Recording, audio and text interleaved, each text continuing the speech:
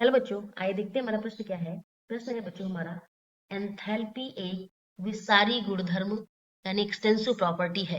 सामान्य रूप से यदि एक मार्ग से एक समग्र अभिक्रिया ए से बी के लिए एंथैल्पी डेल्टा आर एच है, तो delta R H one, delta R H two and delta R H three उन मध्यवर्ती अभिक्रियाओं की एंथैल्पियां हैं जिनके द्वारा उत्पाद बी प्राप्त होता है। तो समग्र अभिक्रिया के लिए डेल्टा आर एच और मध्यवर्ती अभिक्रिया के लिए delta R H one, delta R H two आदि में क्या संबंध होगा।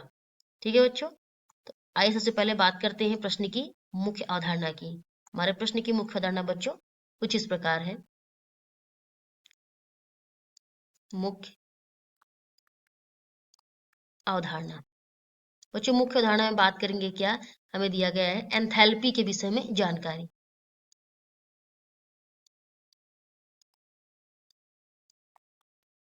एंथैल्पी के विषय में जानकारी। बच्चों ये तो हो गई हमारी मुख्य अवधारणा। अब अपने प्रश्न की तरफ बढ़ते हैं। जो हमें एक अभिक्रिया क्या दी गई बच्चों, ए से बी बन रही है। अभिक्रिया हमें दी गई है क्या, ए से ये बी में परिवर्तित हो रही है, जिसका मान बच्चों क्या है, डेल्टा आर एच एंथैल्पी। अब बच्चों जब दिया गया है कि इनको तोड़ तोड़ के इनको विभक्त करके छोटे छोटे उसमें बनाया गया। अब देखते हैं कि किन किन पदों में ये अभिक्रिया जाके हमारी जो है पूर्ण होती। तो बच्चों अगर हम ए से बी, तो अगर हम कहें कि हम पहले ए से हमने क्या बनाया, एक प्रोडक्ट बनाया जो हमारा उत्पाद क्या है, सी। तो इसमें जो इसका जो एंथैल्पी है बच्चों वो है डेल्टा आर एच वन। अब बच्चों हमने सी से अगर हम अपना उत्पाद बना रहे हैं डी, तो इसमें जो डेल्टा आर का मान, ये एंथैल्पी का मान क्या होगा, डेल्टा आर एच टू। अब अगर हम डी से एक दूसरा उत्पाद बना रहे हैं ई जो बन रहा है, उसमें जो हमें मान होगा वो डेल्टा आर एच थ्री होगा। अब अगर हम ई से बच्चों क्या कहें, जब ई से हम बना रहे हैं प्रोडक्ट, जो अपना उत्पाद बना रहे हैं, वो हमें क्या मिल रहा है, अब बी मिल रहा है। तो इसका जो डेल्टा आर क्या होगा, एच फोर हो जाएगा, यानी चार। अब ये बच्चों जो ये अभिक्रिया हुई है, ये कई पदों में विभक्त होकर हुई है, और जो ये अभिक्रिया हुई है एकदम सीधी, इसमें मान जो इसका निकला है वो डेल्टा आर एच, और इनमें मान जो निकला है बच्चों ये इनका मान ये है। अब बच्चों या तो एक ही बार में हम जो है अभिक्रिया लिख दें, तो एंथैल्पी परिवर्तन डेल्टा आर एच बता दें। अगर बच्चों हम इसको छोटे छोटे हिस्सों में लिख कर देखें तो एंथैल्पी में तब परिवर्तन बता दें। तो अब इन सभी को जोड़ने पर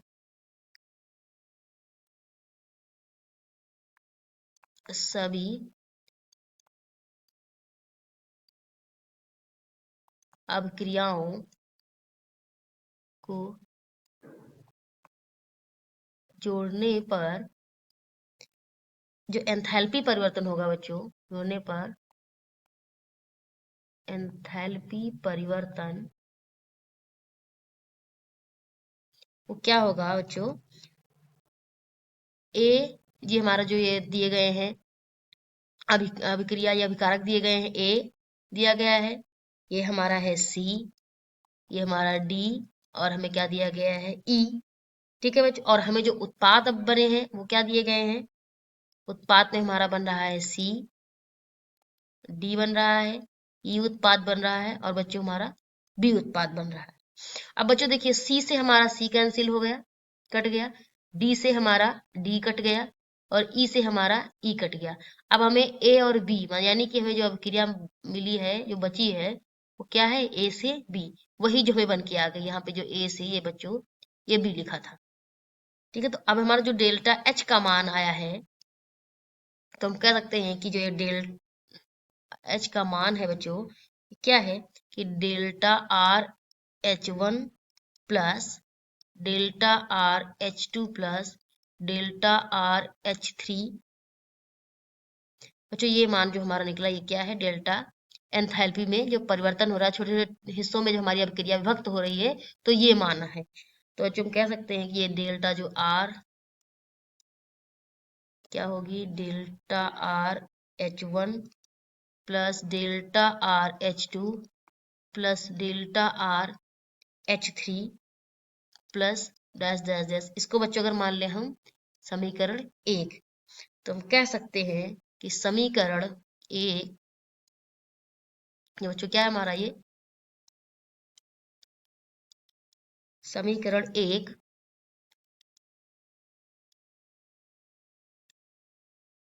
समग्र अभिक्रिया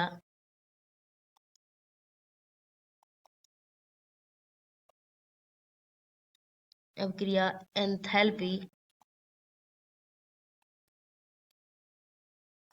और मध्यवर्ती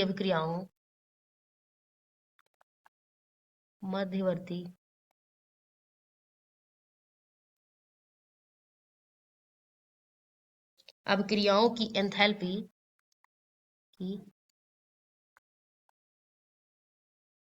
एंथैल्पी में संबंध है।